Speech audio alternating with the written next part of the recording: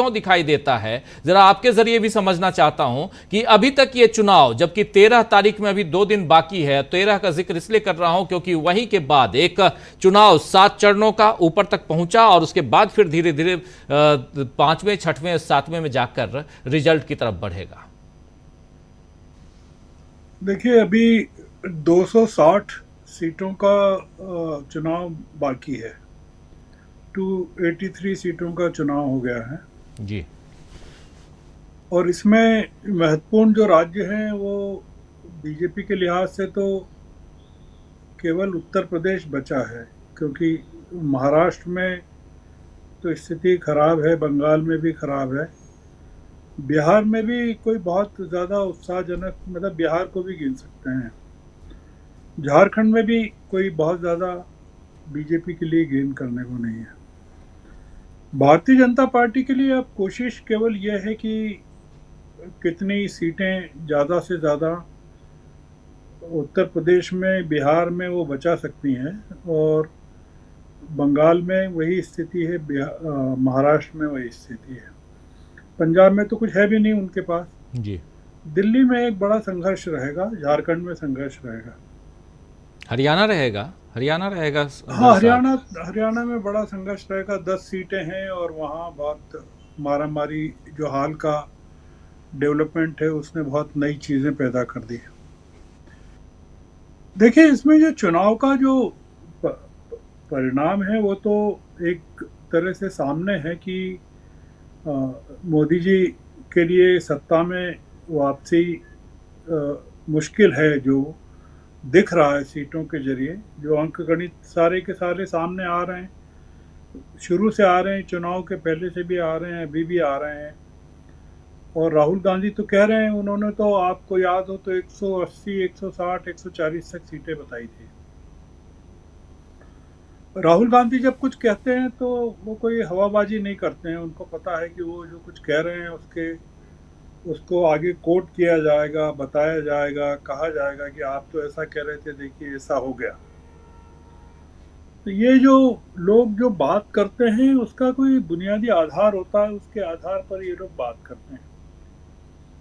मुद्दा क्या है, जो चिंता का विषय क्या है, राजीव जी, वो सोचने की बात है कि मतों के जरिए या सीटों के जरिए भारतीय जनता पार्टी को अगर बहुमत नहीं मिलता है, जो दिख रहा है सारे आंकड़ों में, सारे पोल्स में दिख रहा है, जो अनौपचारिक पोल्स हो रहे हैं उनमें भी दिख रहा है, जो कल एक पोल आया है, पोल, उसमें भी काफ़ी बुरी हालत है। 208 सीटें बताई गई हैं बीजेपी को, और उनके अलाइंस को 30 से 40 सीटें बताई गई है। वो घोषित नहीं किया गया, पर जो सर्कुलेशन में आया है वो बता रहा हूँ मैं। इम्पोर्टेंट किसी एजेंसी का है वो जो पोल है। चिंता की बात ये होना चाहिए कि मोदी जी सत्ता में बने रहने के लिए क्या क्या कर सकते हैं। ये अब मुद्दा नहीं हो सकता कि उनको 370 मिलेगी कि 400 मिलेगी। मुद्दा ये है कि वो बहुमत में न हो, अल्पमत में हो, विपक्ष को ज़्यादा उनके मुकाबले इंडिया अलायंस को सीटें मिल जाएं, और दलों के साथ मिलके सहयोग से, उसके बावजूद क्या मोदी जी सत्ता का हस्तांतरण करने के लिए तैयार हो जाएंगे? और अगर नहीं होंगे तो उसके कॉन्सिक्वेंसेस क्या हैं, मतलब लीगल कॉन्सिक्वेंसेस क्या हैं, पार्लियामेंट्री कॉन्सिक्वेंसेस क्या हैं, और देश में जिस तरह की अस्थिरता पैदा होगी। आपने देखा कि शेयर मार्केट जो गिरा, अपनी जो बात भी हुई थी, जी। और फिर उसके बाद आपने कल देखा होगा कि कल उसको संभाला गया, शेयर मार्केट को, मतलब परसों तक जो रक्तपात हुआ था और उसका हल्ला मचा, तो कल उसको सहारा दिया गया। वो बहुत कमज़ोर सहारा दिया गया, मतलब कोई सिग्निफिकेंट सहारा नहीं है, मतलब कोई ऐसा भी नहीं है कि 100 पॉइंट का सहारा दिया गया हो, एक सहारा दिया गया।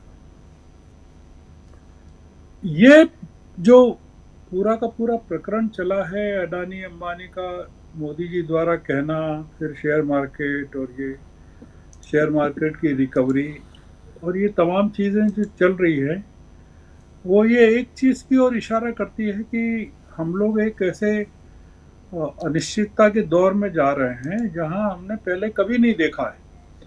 पहले सिर्फ ये देखा है कि आप बहुमत आपका चला गया, आपने सत्ता ट्रांसफ़र कर दी या छोड़ दिया आपने। हमारे यहाँ कई लोग हुए, चरण सिंह जी ने तो बिना विश्वास प्रस्ताव पास की सत्ता छोड़ दी थी। जी हमारे यहाँ बड़े स्टॉलवर्ड्स हुए हैं, मतलब 1 मिनट के लिए नहीं रुकने वाले लोग हुए हैं।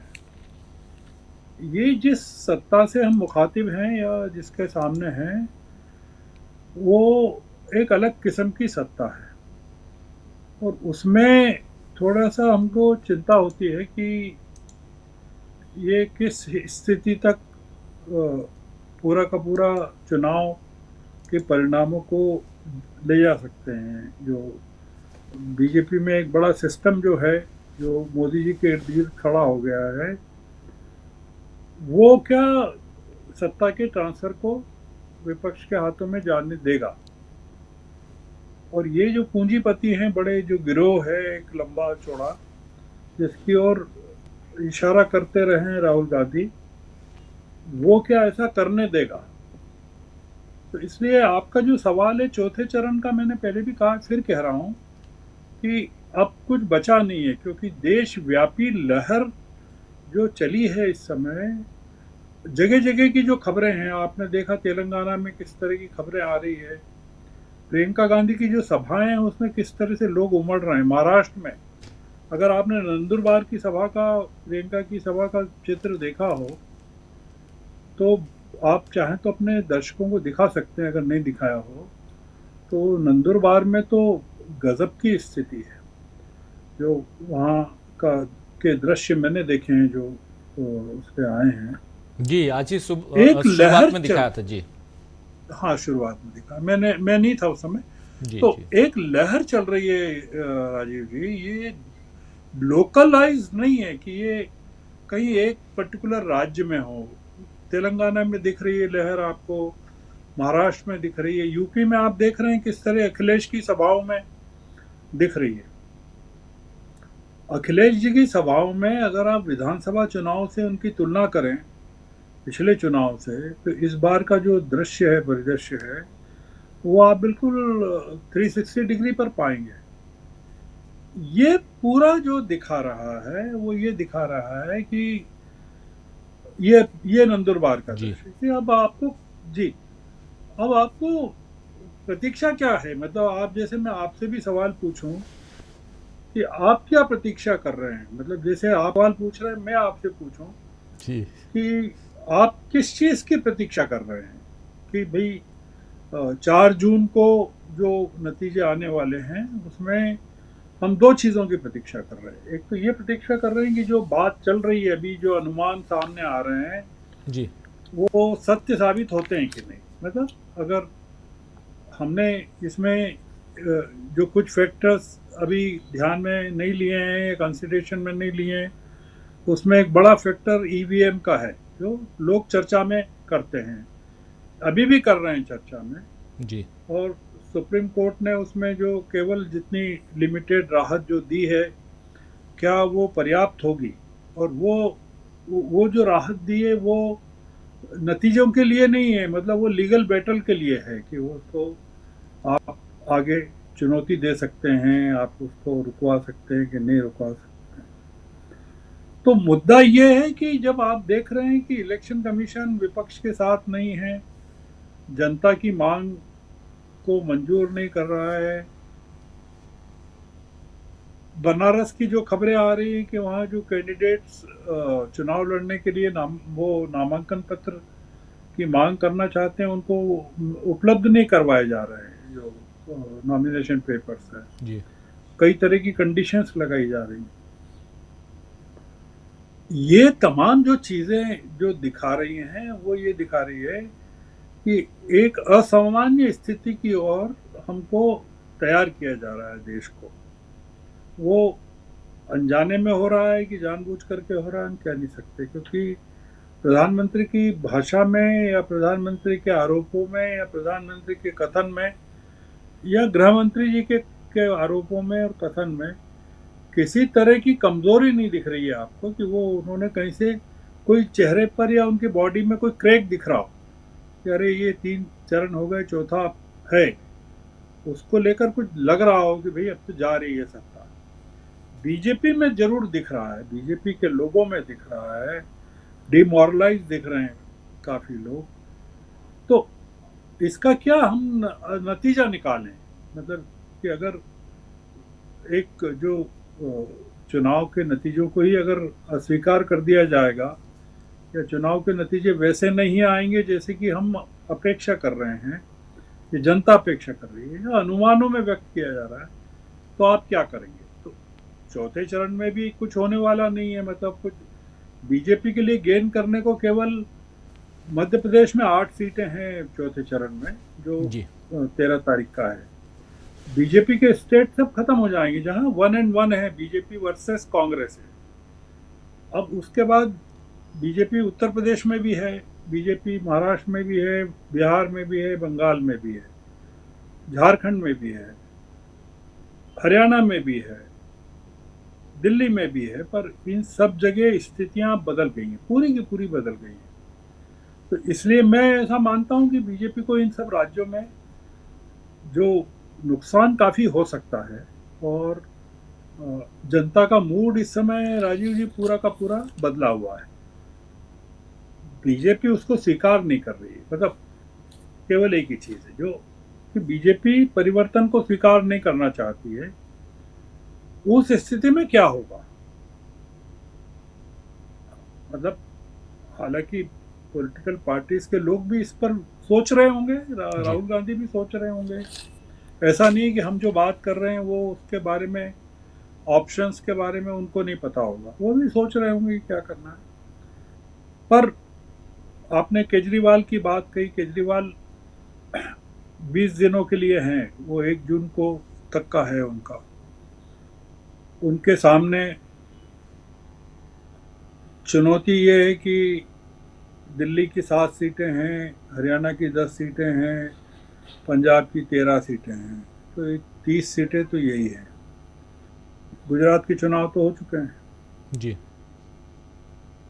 वो क्या कंट्रीब्यूट करेंगे? आज उनके पूरे भाषण में आप देखिए कि उन्होंने एक बार भी राहुल गांधी का नाम नहीं लिया।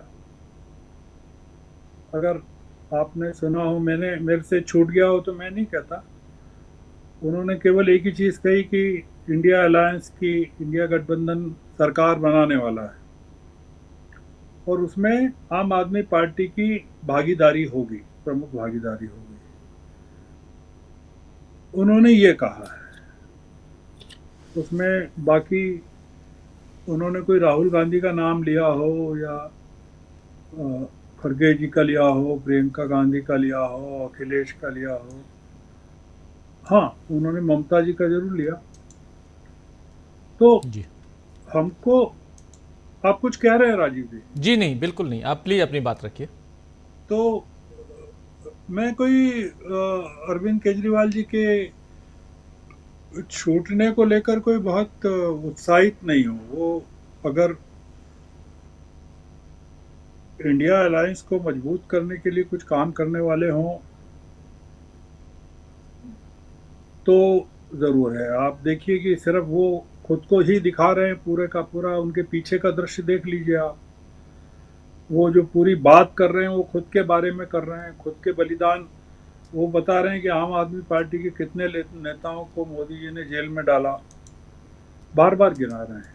उनका भाषण बहुत ही, इतने दिनों के बाद, 50 दिनों के बाद कोई जेल से छूटे बड़ा नेता और वो जिस तरह का भाषण दे, वो आश्चर्यजनक है कि क्या आप सोच सकते हैं उसके बारे में। पर ठीक है, हमको उम्मीद रखना चाहिए, इसलिए मैं कोई बात उनके उनके छूटने को लेकर उत्साह तो जी। है दिल्ली में, पर अब वो कितना ट्रांसलेट होता है सीटों में वो देखना पड़ेगा। जी जी बिल्कुल, बिल्कुल सही आप कह रहे हैं। कितना ट्रांसलेट होता है, कितनी सीटें आम आदमी पार्टी और खासकर दिल्ली में आम आदमी पार्टी और कांग्रेस का गठबंधन है, ये जीत कर लाते हैं।